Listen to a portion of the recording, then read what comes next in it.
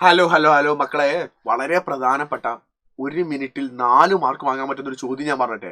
ചോദ്യം ഇതായിരിക്കും: what was relationship between producer and consumer? ഉൽപാദകനും ഉപഭോക്താക്കളും തമ്മിലുള്ള ബന്ധം എന്താണ്? 4 മാർക്കിനൊക്കെ ഇത് ചോദ്യം ചോദിക്കാം. വളരെ എളുപ്പം നമുക്ക് എഴുതാൻ പറ്റും.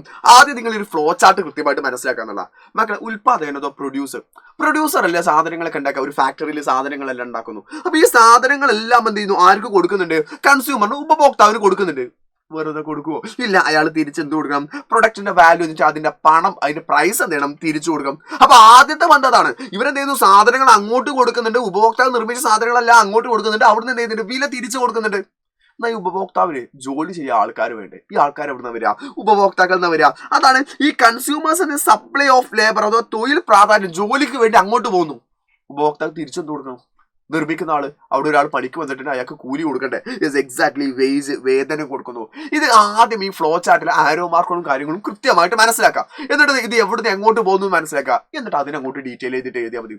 ഫോർ എക്സാമ്പിൾ, നമ്മൾ എഴുതുന്ന സമയത്ത് ഏറ്റവും കൂടുതൽ ശ്രദ്ധിക്കേണ്ട ഭാഗം എന്ന് പറഞ്ഞാൽ, ഞാൻ പറഞ്ഞു, പ്രൊഡ്യൂസർ ഗീവ്സ് എന്ത് ചെയ്യുന്നു? Goods and services to the consumer. The consumer given back or return back the price to producer. ഉപഭോക്താവ് സാധനങ്ങളും സേവനങ്ങളും അങ്ങോട്ട് നൽകുന്ന സമയത്ത് ഉൽപ്പന്നത്തിന്റെ വില തിരിച്ചു നൽകുന്നു. അതുപോലെ തന്നെ എന്ത് ചെയ്തു? തൊഴിലാളികളായിട്ടുള്ള ആളുകൾ എന്ത് ചെയ്തു? നേരെ ഉൽപാദകർ ഉപഭോക്താവിന് നൽകുന്ന സമയത്ത് ഉപഭോക്താവ് തിരിച്ച് വേതനം കൊടുക്കുന്നു.